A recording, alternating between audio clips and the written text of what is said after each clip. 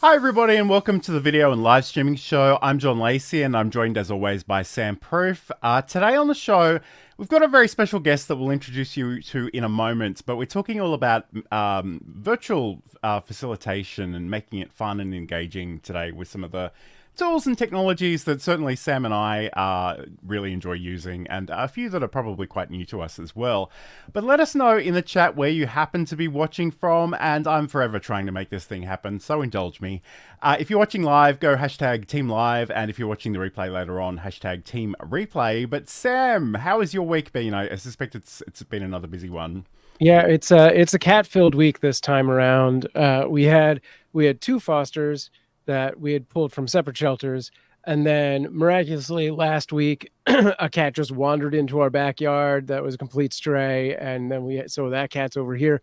And then a few days ago, Amanda was like, I don't know what I did, but I just said I would take a mom and her 4 babies. So now I can't even do math. It's what, 10 cats? It's 100 cats. I don't know what it is. But yeah, there's cats in like all the rooms. There's one literally right opposite my camera. And yeah, it's been a busy week. How's everything with you, Nice. John? Everything's going pretty well with me. Had a bit of a milestone actually. Finally hit 300 subscribers on YouTube. That's awesome. Which I know doesn't probably sound like a massive number to a lot of people, but it's been a lot of work over a number of years. And the thing that sort of blew my mind is I've had over 50 subscribers in the last 28 days.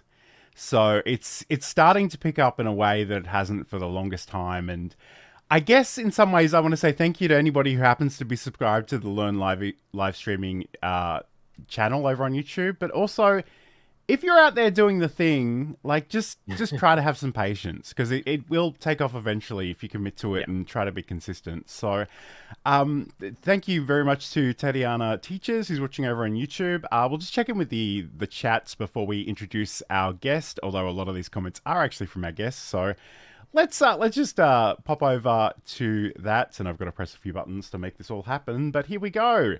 Here's our guest. It's Saeed from Germany, who is also known as the Facilitator. Hello and welcome to the show. Hey Sam, hey John, thanks for the invitation. It's weird and awkward to be on the other side, but I try to also be a guest in the chat and do my usual thing. Multitasking today. Thanks a lot for having me. Hashtag team guest, as it were. I love that. Okay, so we're going to be talking all about the sort of the virtual facilitation stuff that you've been doing, and a little bit of OBS and some other tools today. But maybe I know first of all you're a cat owner and a cat lover, so you'll instantly bond with Sam, and I know you've been a great supporter of the show in the past. So I sort of joked last week that you're usually the most vocal person in our chat, so I was a little scared that if we had you on the show that nobody would be commenting. But I'm glad to see that's not the case. But maybe can you just introduce yourself a little bit and sort of tell us about the kinds of things that you help people do?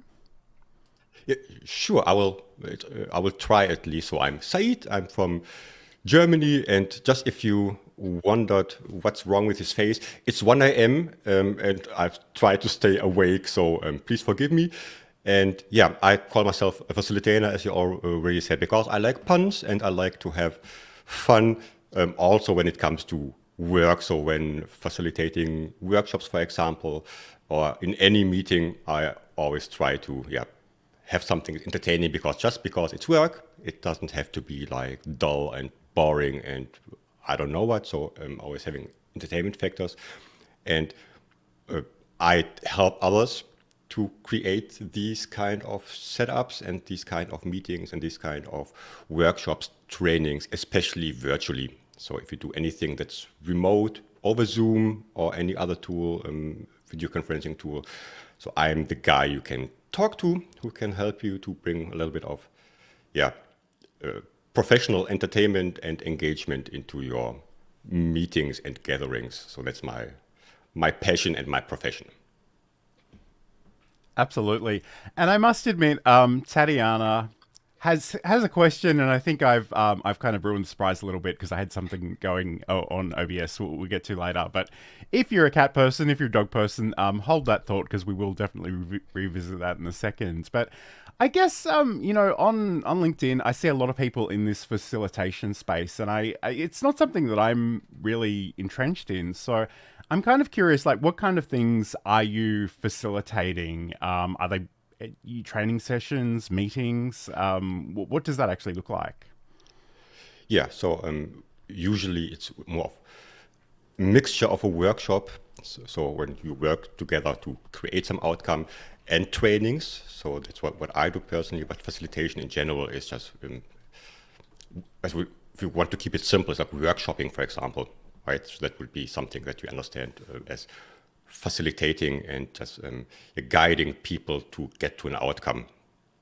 And whatever that may be, can be organizing a party for your children or for your cat's birthday or whatever. This would be facilitating just an event. And I personally do more on the training side because I want to support other facilitators and other trainers to get better in what they do. So just empowering others to do their job better because I'm just a little geek who knows all the tools and who has just fun doing this, and why not supporting others to who maybe don't know all the little tips and tricks and hacks how to do such things. So yeah, but facilitating itself is more about workshopping and working on an outcome, but I do more of trainings, and it always depends. And from time to time, just having little events I do or little workshops about, I don't know, tools, basically like Miro or Butter or any other tool I can come up with, or OBS Studio, Stream Deck, whatever it is, I'm in. Nice.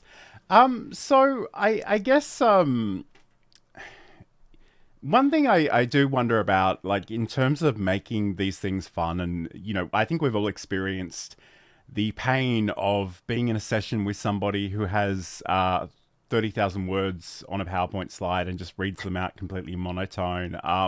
And I can see that you bring a lot of fun and interactivity into these sessions, but I am kind of curious what role you think humor plays in the workforce, because I kind of feel like my co-workers would tell you I'm incredibly funny, but I've got to be honest, a lot of that humor, a lot of that bonding is really built out of what I can only describe as workplace trauma, and it's certainly it's not appropriate for a larger audience. So I guess, like, I'm curious, like, how do you bring that into those settings?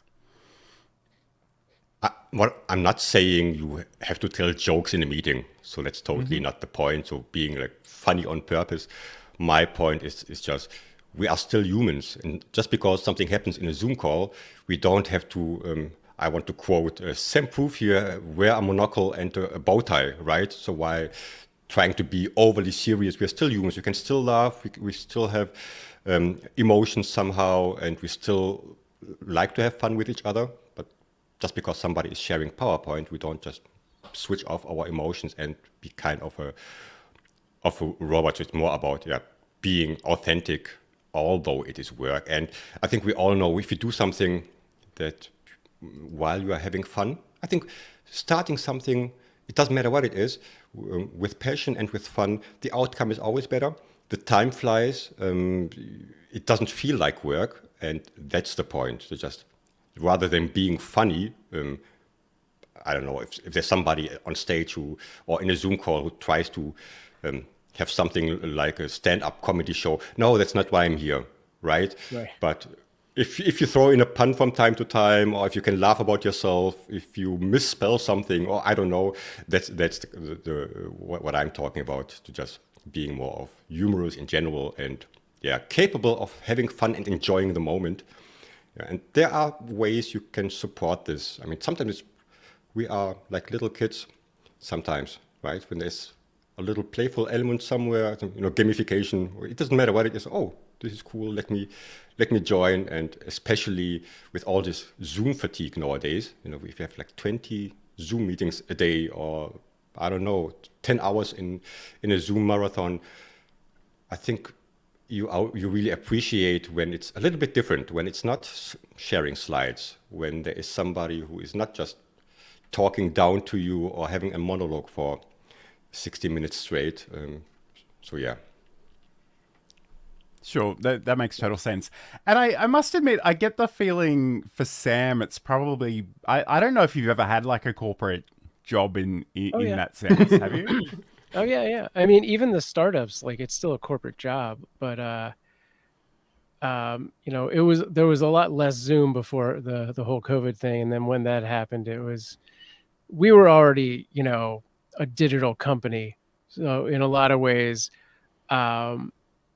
it was, you know, more free range. Like, just, we trust you, you're doing your own thing, so we didn't have a whole lot of Zooms coming in, but yeah, like they tried early on to do like entire company meetings, because we would do these weekly meetings, right? And they would go through, and it was like a 40-minute meeting when it was real life, and then they put that onto Zoom, and boy, is that the most just boring ass. Yeah, maybe we did that for a lot longer than I remember, but I checked out of those immediately.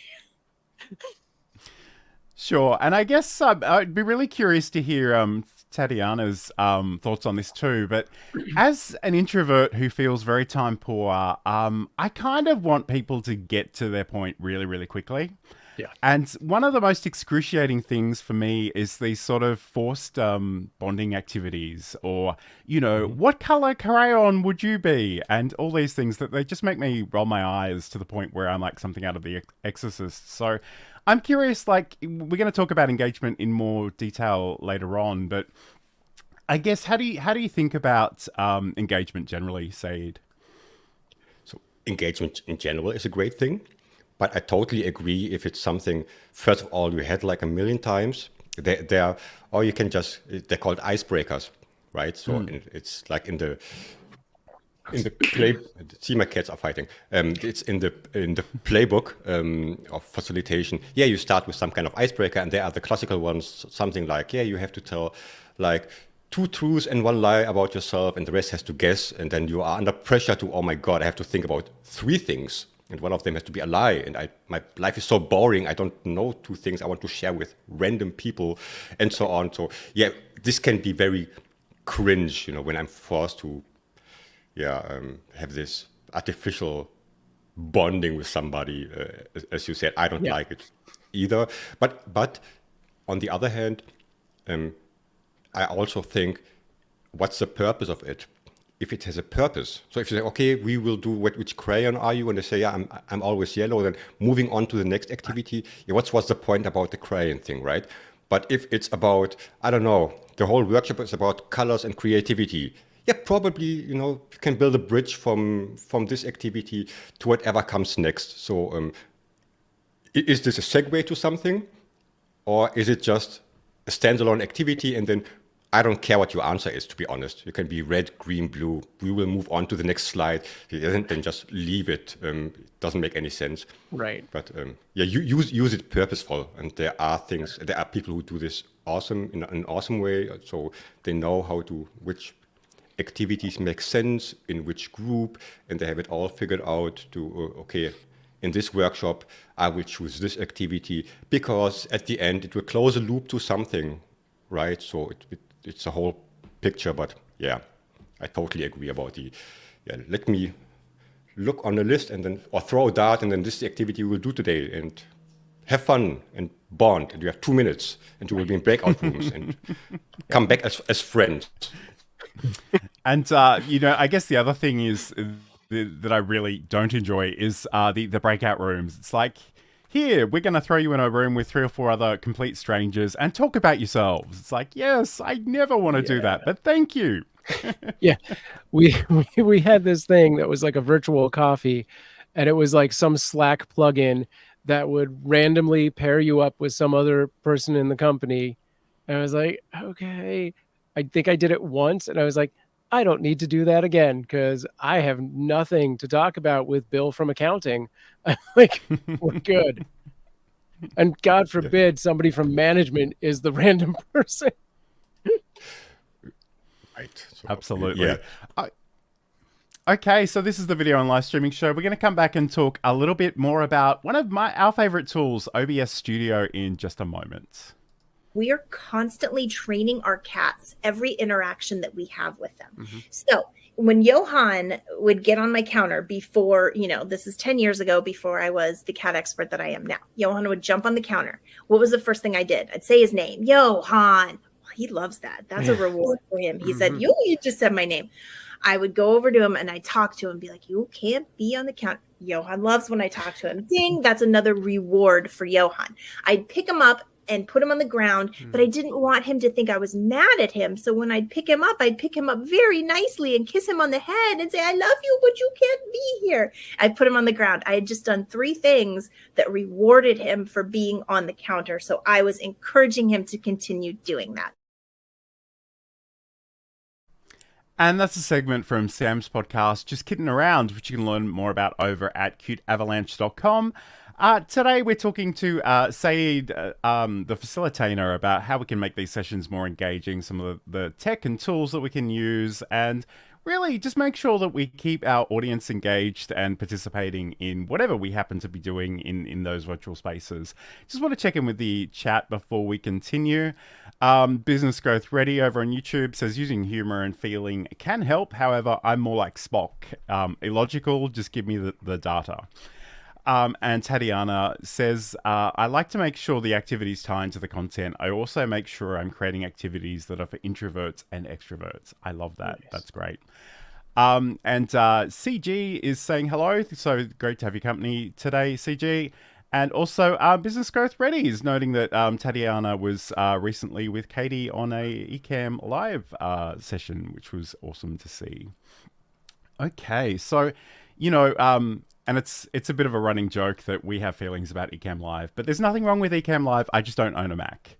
But what I do own is a PC, and one of my favorite tools is OBS Studio, and that was one of the main reasons we wanted to get Saeed on the show so we could geek out about this a little bit. And I think maybe, I don't know how you want to do this, Saeed, but I think we might actually come back to this question from Tatiana. So Tatiana asked if I'm a dog person or a cat person. Yeah, this is a great question and a great segue. Thanks, Tatiana. So sure, I've prepared some things, and I don't know, just as a heads up, so I'm also seeing what's happening in the stream of John on YouTube and on LinkedIn. So if anybody's on LinkedIn or on YouTube, I can see what you are doing. And I have a little activity which could be kind of an icebreaker, a little warm up, but using OBS Studio and using it in a different way than just sharing slides and asking generic prompts. Let's try it out if it works, and you can play along in one of the 2 chats, Sam and John, if you like. Okay, whenever you are ready, would be nice if I would be on full screen so you can see everything, and then I would just. Okay, first of all, as you can see, I also, this is just a very plain camera I have, but usually I don't look like this.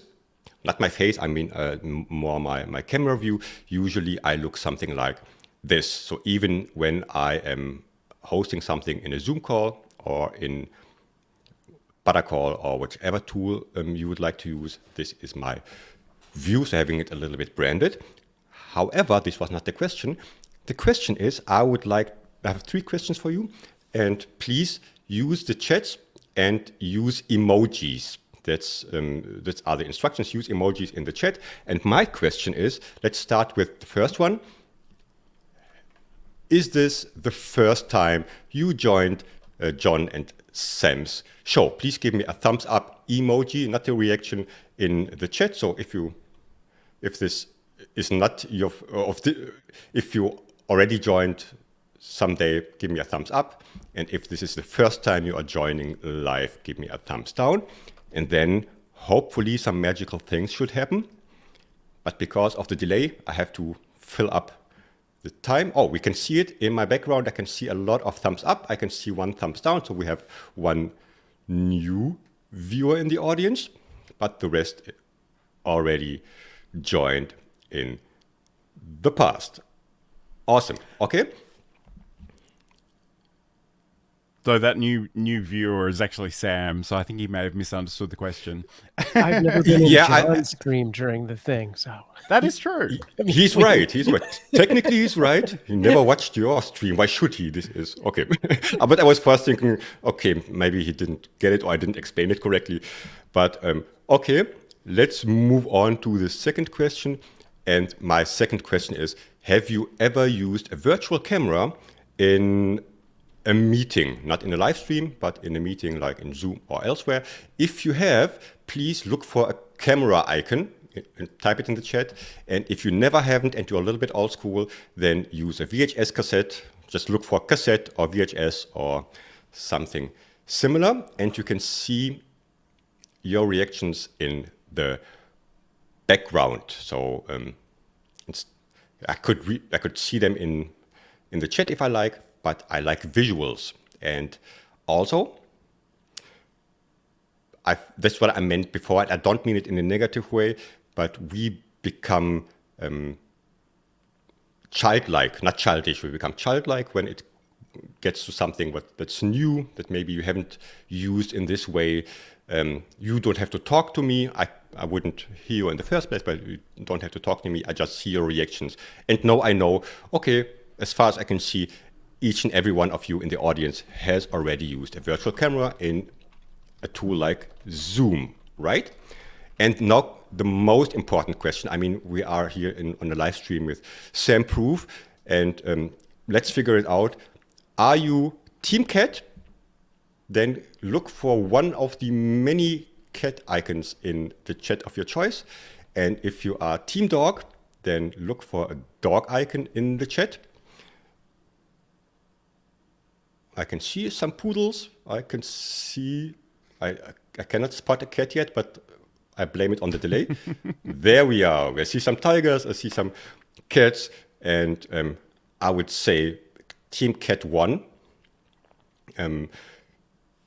Of course, I know John always says that Sam is streaming to everything that is connected to the internet, but I'm only capturing 2 chats. So if you do something that's like this, either live on a live stream or in a Zoom call, you would have more reactions, and you could use different prompts, of course. But as an introvert, I am also an introvert. I don't have to talk to you. That's a really cool thing. So I ask you something, and then I get reactions back.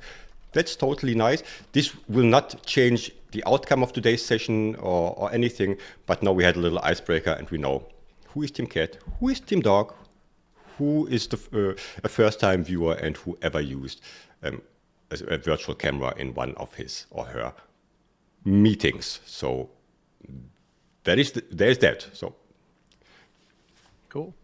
That's awesome. What's the back end of that? Like what makes that emote wall happen? Right. So first of all, this is OBS Studio I'm using.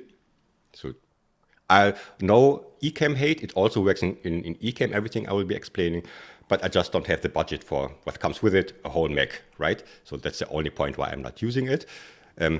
I am using Social Stream Ninja, which is a free plugin you can use in Chrome. You already talked about it in past episodes. Google Social Stream Ninja, and there is Steve, I always butcher his last name, who does a great job with this tool, and then it just captures chats from various, I think it's maybe 30 or 40 different tools and applications it captures. Yeah, pretty much anything that can pop out its chat, it seems to be able to pick up. So, right, I think so. So the main ones, Twitch is there, Facebook is there, it's YouTube, it's LinkedIn. So that I think it's Instagram, I guess TikTok also. So the big ones are all there. I'm sorry, and also, and this is what I want to talk about. Also, tools like Zoom. Tools like, I think MS Teams is also there, and so on and so on. So the big ones are also there, and it's an overlay, right? It looks for emojis, and then you can see they are still flying. So if you add anything to the chat without me asking about your opinion, they will still float through my room. So my whole point about this is, I know you are the video and live streaming show and not the facilitation and workshop show, right? But my point is, where is the difference? If I'm in a Zoom meeting and I'm presenting something, I think there's the line between this and streaming somewhere is very thin. You have an audience, you have a story to tell, or you have content to deliver, you have a chat, and you have a camera feature, and you have a microphone. The only difference probably if you are in a meeting like in Zoom is people can talk back, so they can unmute themselves, and you can have a real conversation if you like. But I think that's maybe the only difference there is. And of course you can collaborate and so on, but I mean, just for presentation or getting your message out there, it's just a different approach of streaming. My video goes to my audience somehow. And there is a special reason why people like live streams. So I like to join your stream, right? Mm-hmm. And there are also others, but be honest, Sam, would you join like a Zoom meeting? It doesn't matter what it is, right? If there's, oh, here's a free Zoom meeting, I will join it. Why should I? I mean, right. I mean, it doesn't feel right, but if you have these elements that are stream-like, that people are familiar with, oh, there's interaction, or I can, without talking, I can maybe interact with the host, for example, and there are other features you can use. Probably this whole Zoom meeting feels more fun, more engaging. Maybe you actually want to be there instead of I have to be there again. And when you use a tool. Yeah, go ahead. I think whenever I talk to people about live streaming versus just doing like a YouTube video, I make the point that this whole thing is interactive. This whole thing is a social thing, right? So if I am just sort of here lecturing to you and I'm not really taking in any information from the chat, from the viewers, like there's really no point in me doing that live. And I think a lot of people approach Zoom sort of in that way where it's like, I'm just doing a presentation, but, you know, taking this facilitation knowledge and really applying the tenets of live streaming to a Zoom, I think is a huge step that any corporation should really be looking at. That's true. I would even go a step back. If we know what a virtual camera is, right? Yeah.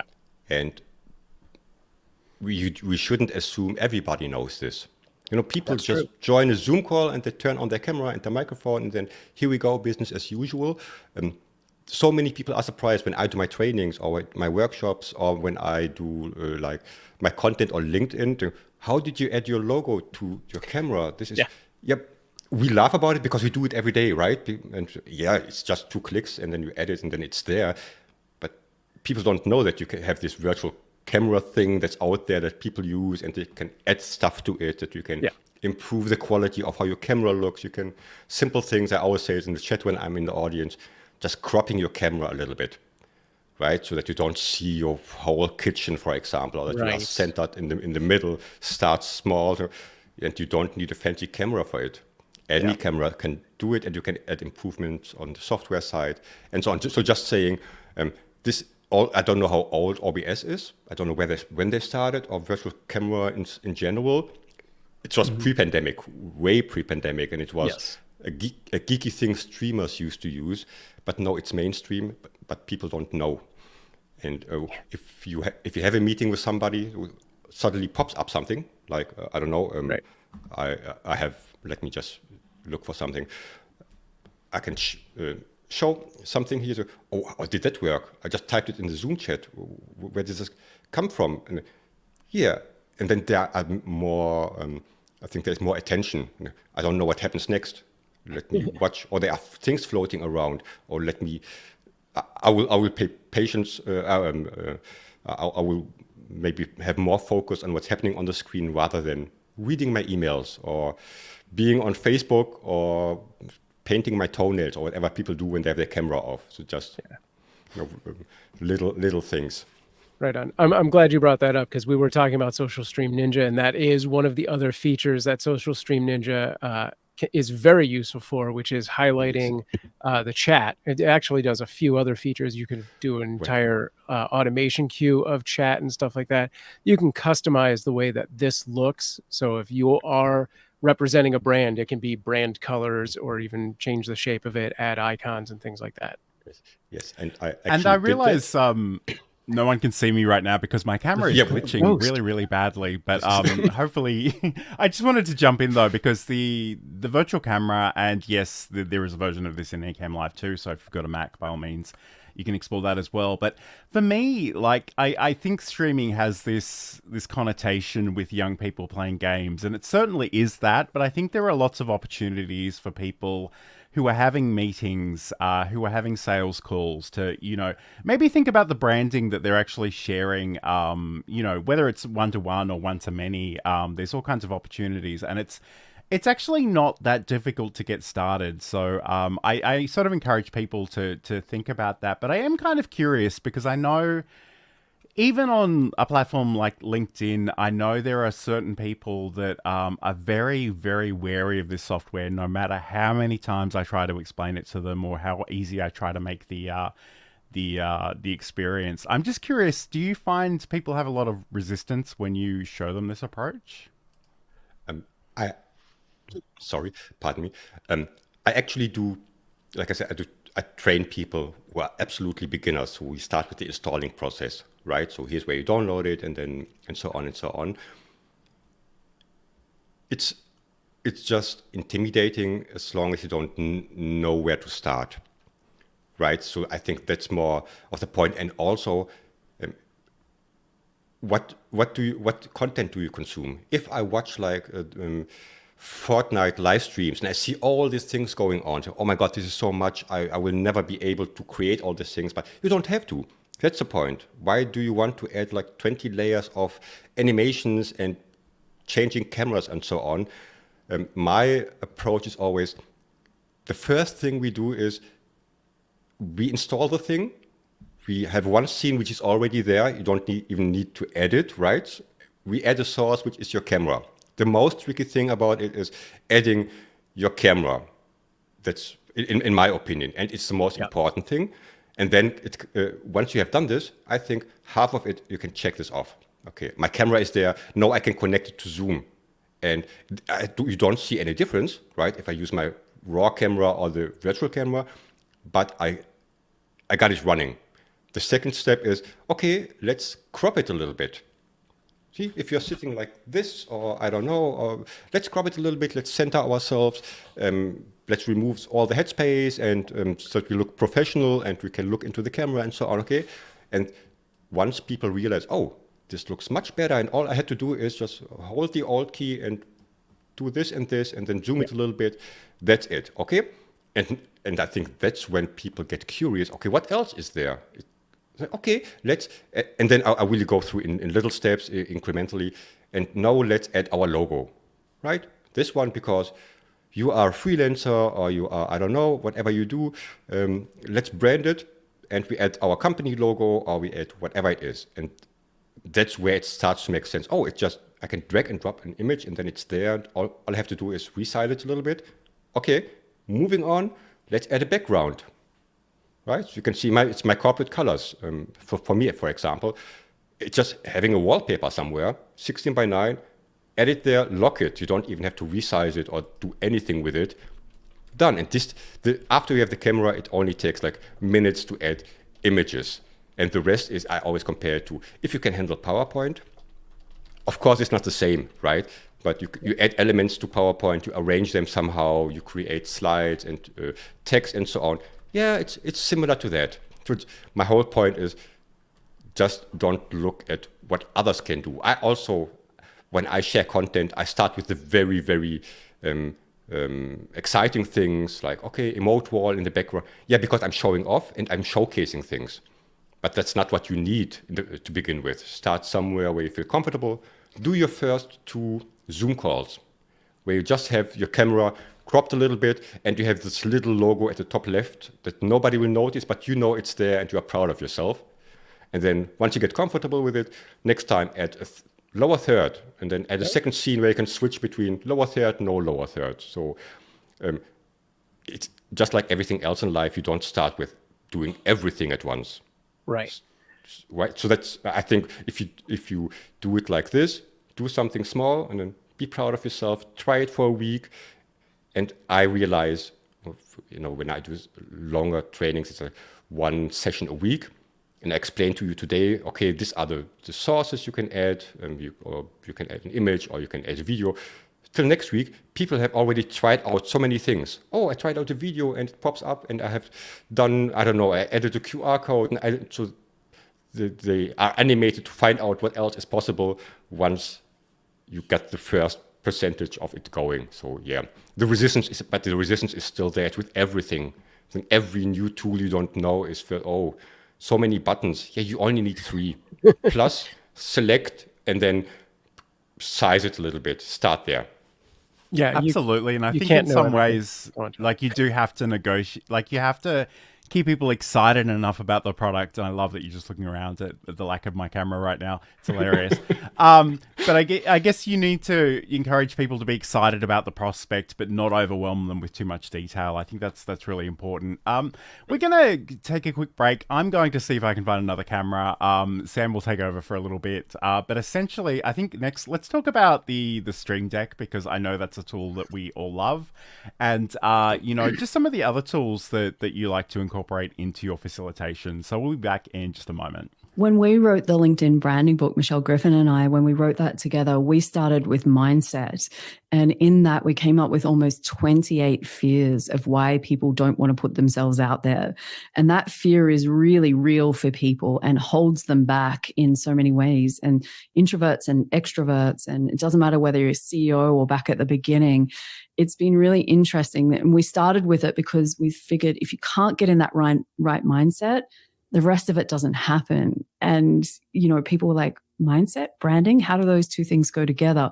Well, if you don't have the right mindset, you won't put yourself out there. You won't create content. You won't send someone a direct message. You won't comment. There were so many stepping stones that came after it.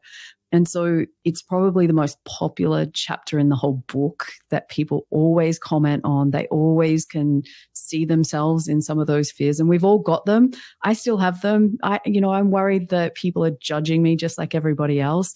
But at the same time, like we just said, that whole cliche, as our friends in the US will say, it's all about, why am I doing this? And I have to just keep coming back to, what does it look and feel like for the person on the other side when they have that light bulb moment? Like, that's what I'm doing this stuff for.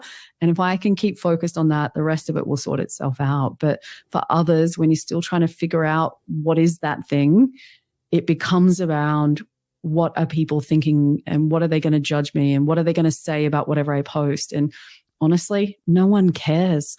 For as much content as I put out there, I'd be crazy to think that actually, people care about it as much as what I do. They just don't pay that much attention. And of course, that was John's podcast, Build a Presentation Muscle. And he usually says other stuff here.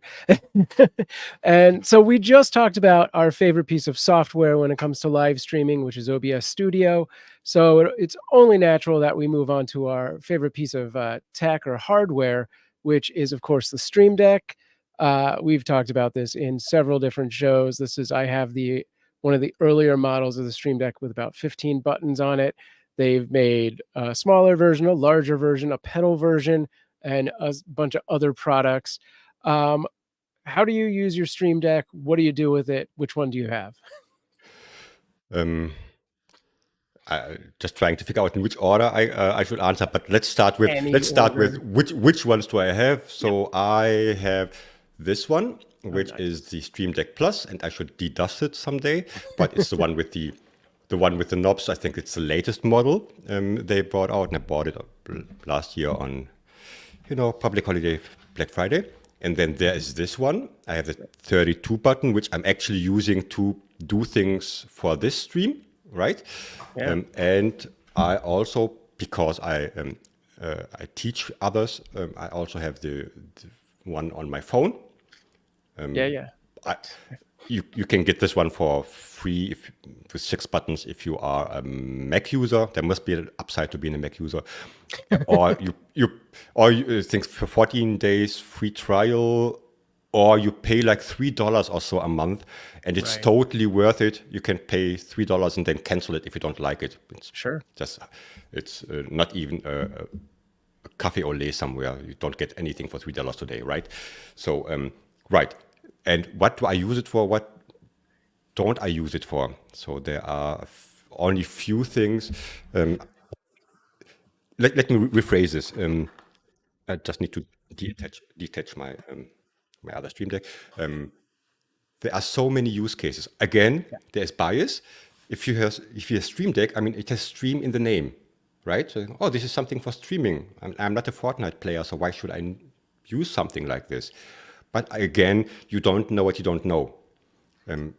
Once you know, in my example, there is a plugin for it, or there are workarounds working with hotkeys where you can mute yourself in Zoom very quickly without touching the mouse. So again, very simple use cases, but I think muting yourself somewhere or turning off your camera, we still haven't figured it out. For 4 years since the pandemic, but still muting yourself in meetings is, I don't know, it doesn't work. Having a button somewhere, that's my point. You have a screen share button. You can do things like, I will do something like this. Yep. So I have Elgato lights. You don't need Elgato lights, but I have them, so I can turn them on and off, or I can increase or decrease the brightness of it. So whenever I start my meeting, I just push the two buttons and both of the lamps go on. So it's not only for things that I do online, also simple things like opening an app.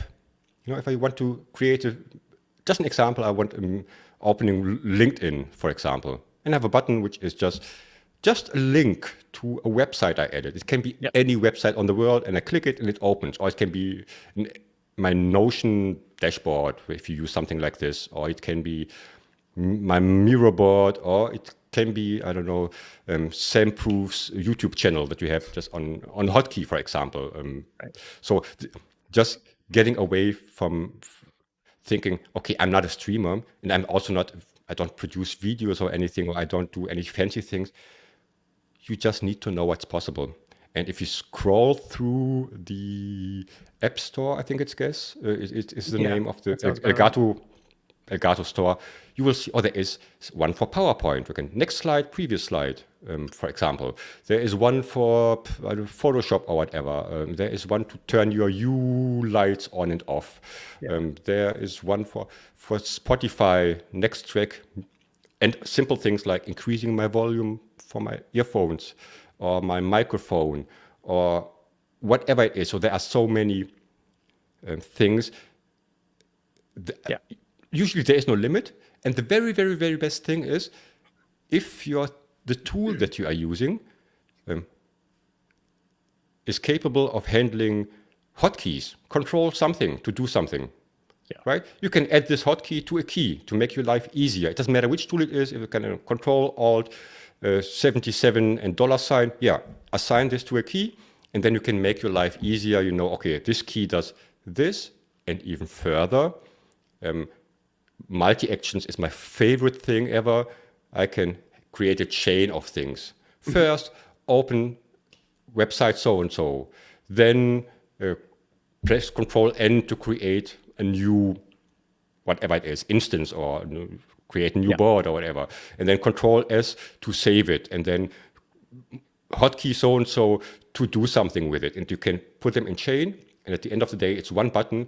And it will do all the boring tasks that take you a minute just with one button. So make your productivity, make your life easier. And again, even if you're not a live streamer, I think there are more use cases for non-live streamers than for live streamers. Yeah, for sure.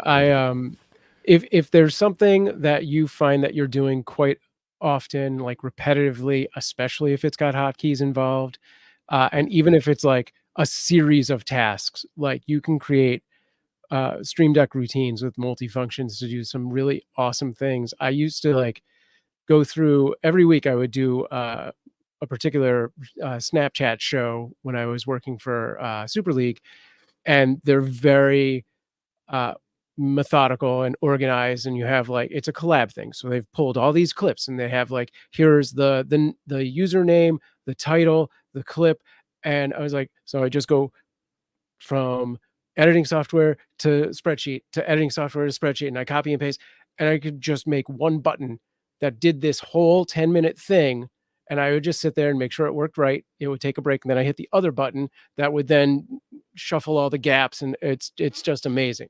And if you want to take it even to the next geeky level, you tie in like auto hotkeys or like a chat bot, and you can do anything you can imagine. Like it's unstoppable. That's super geeky. I also do this or did this in the past, like auto hotkey, like a macro tool where you can just, I think, program things, right? And the only thing you have to do is assign it to a button and say, start this macro. Yep.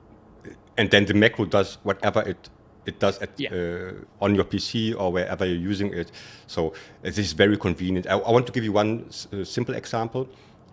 So because, as John said, not intimidating people, where can I start? And one of the first lessons I do is people, even Stream Deck users, I realize don't know this. There is this, I think it's text. I think it's just called text, right? And you can add something like a snippet I always use, like please follow and like my channel if you are a streamer, or if you are somebody who works in Zoom, it could be whatever the thing is you always type in the Zoom chat. So you can prepare it. Please, these are the instructions for today, or please do this and this, or here is my email address, or share your websites or other things. Have it as a button, and you can even tell it, open Zoom, go to the chat, paste it there, and press enter. And you don't have to copy and paste from a file, or have like, all these steps you do and never ask yourself, why am I doing this? Just having a button to add text. So simple, but it saves you minutes each time, and you don't have to prepare it once. Cool. Tatiana in the chat says, I definitely underutilize my Stream Deck. What are some of your favorite and most used buttons? You go first. I will be thinking of some. I mean, it depends on what I'm doing. Like for this show in particular, I have one button. So since we multicast to all of these different platforms, I have a single button that opens the pop-out chats for about 5 different platforms in Chrome. So it just one after another opens up windows. I have another button that records.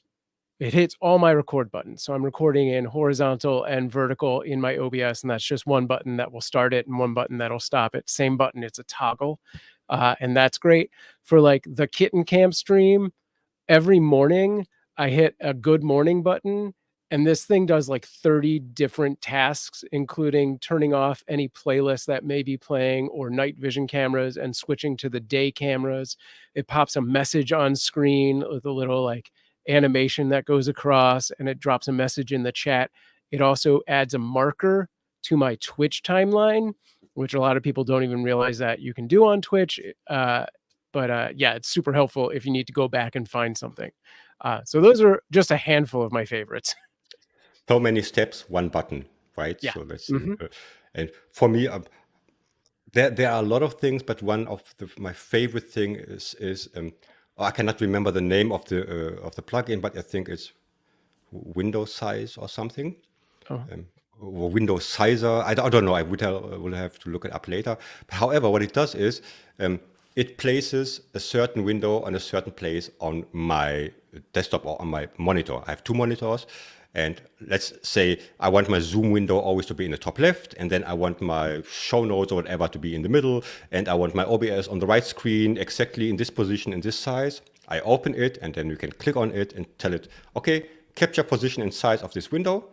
And once I click the button, it will open this tool in the exact same place. And if you use multi-actions, you can just have 7 tools with 2 seconds delay in between. Then open Zoom, okay, then open my PowerPoint on the right screen, then open OBS on the bottom left, then open Slack top right, and so on. This usually would take you a long time. Plus, what is more important, you will never get them in the same position. So for me, that's maybe the good thing about having a little bit of OCD. It's a workflow. I always know my Zoom window is at the top left. And I always know my PowerPoint, for example, is at the top right. And I always know my Slack is there and there. So I don't have to align them each time.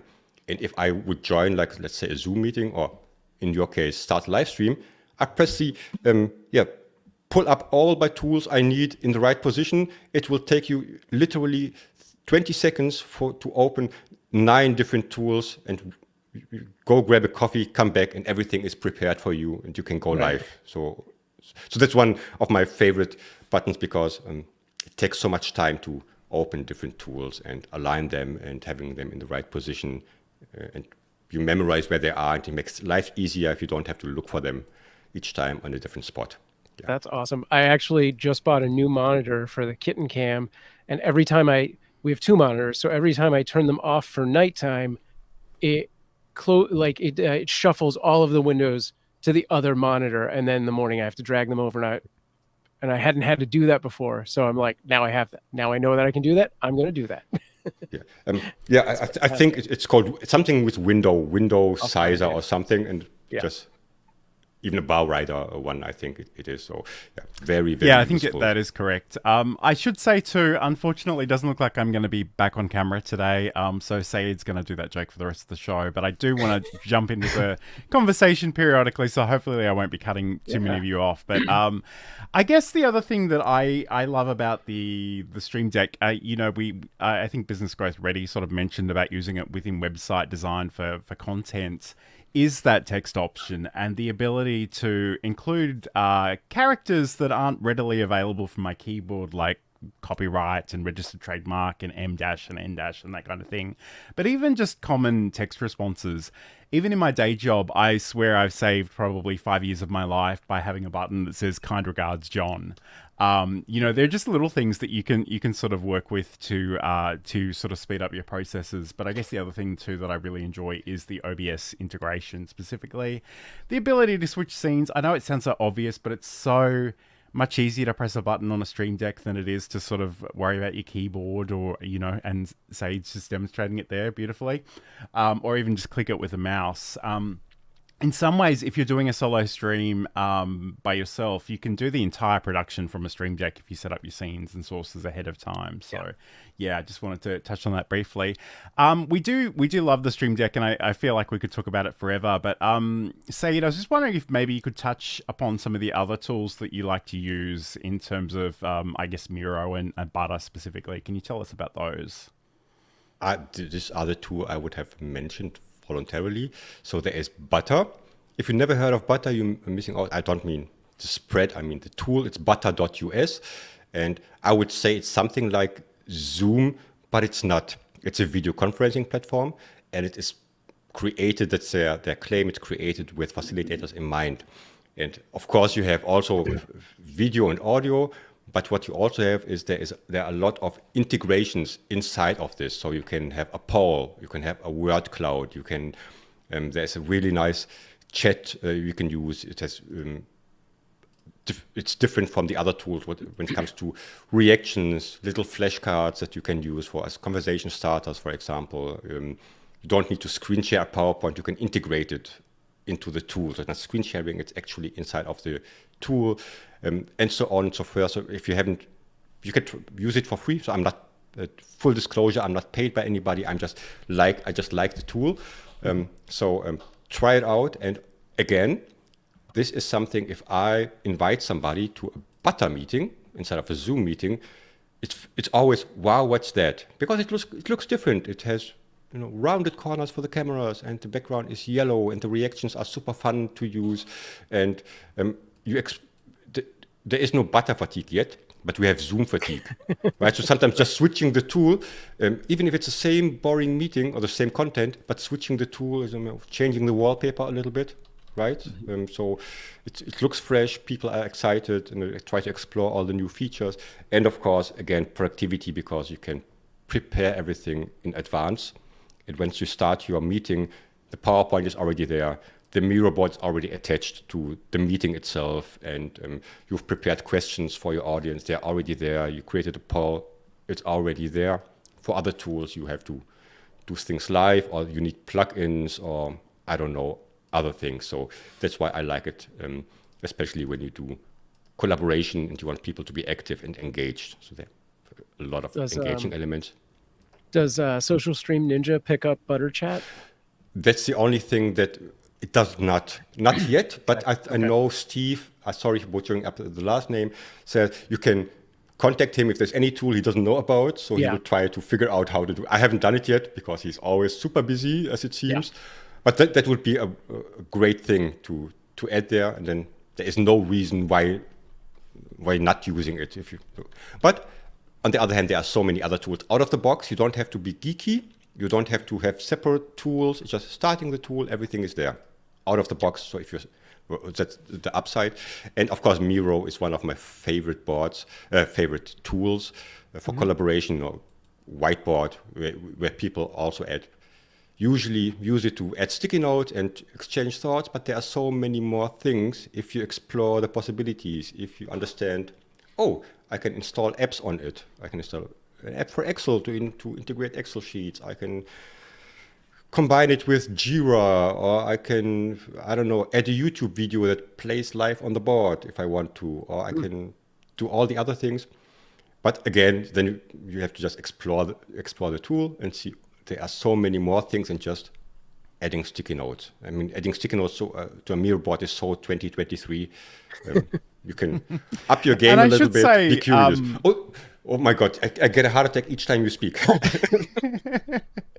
I should say too, I work with some developers and they love themselves a Miro board. And every time it's just post-it notes. And I'm like, do we need to do this every single time we meet? It's a bit tedious. But anyway, I'm a bit technically camera challenged, but Sam recommended I put in an image there, so we'll do that for the rest of the show, but which is going to be ending relatively soon. But we want to thank Saeed for his time today and his insights. He certainly knows some wonderful stuff about how to really use the technology in a really thoughtful and meaningful way. So Saeed, I guess, you've alluded to a few things on social media about things you might be interested in exploring in the future. I think, you've mentioned a podcast, you've spoken about your YouTube channel a little bit. What is in the future for you, do you think? I think actually, this is one of the rare occasions where I do actually live stream. So I do more of meetings. So I would like to do more of these, and not only as a guest. I've been guest on some of them, but I want to do more where I'm maybe having an own format on YouTube, which I rarely use, and creating more content for my YouTube channel. I think that's the first priority, because there is so much I could talk about. There are so many things talking about how to use OBS in different ways, or for use cases like facilitation, not only for streaming. So I could fill maybe 5 playlists alone with this topic. Yeah, the podcast is, maybe I'm the only one on the planet who hasn't a podcast yet. I think some people have 2 to 3, right, John? But maybe someday in the future. But I think having more content that's visual would be first on my agenda. And then let's see, one step after the other. Absolutely, one step at a time. I know that you've got this road to facilitating coming up soon. Can you tell us a little bit about that one? Yes, sure. Thanks a lot for the shameless plug. As I said before, I do trainings and workshops, and I have something upcoming on April 18th, which is next week. It's a 5-week masterclass bootcamp, however, where I train whoever wants to join in how to use OBS Studio, how to use a Stream Deck, and how to use Zoom properly, and how to combine all these 3 and a lot of more tools to become a better facilitator, a better trainer, a better presenter, or even a better streamer if it's that's what you're doing.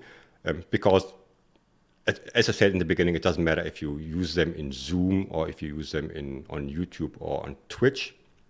The tools are the same. So if you're interested in learning more about and it's really beginner friendly, starting from how do I install these, where do I get the Stream Deck, how do I install the apps, what are the basic settings, and then building scenes, building buttons, combining them, getting creative until we have something you can use to host your next meeting. Awesome. Well, once again, thank you so much. Sorry about the tech issues on my side, but I'm sure it was a great conversation between you and Sam, and I look forward to sort of re-listening to the parts I missed. But thank you so much for being here. Thank you for your continued support of the show more generally. We really do love having you in the chat, and it's great to actually be able to sort of talk to you in this way, especially given how late it is in your part of the world right now. So thank you so much for that. Just hang on the line, and we'll have a chat after the show. But let's just start to wrap things up, Sam. So if people want to learn more about you, Sam, and find your content and all that good stuff, where can they go for that? Yeah, head over to samproof.tv. You can scan that, and you'll find all of my socials on the top left there, and join me wherever you social.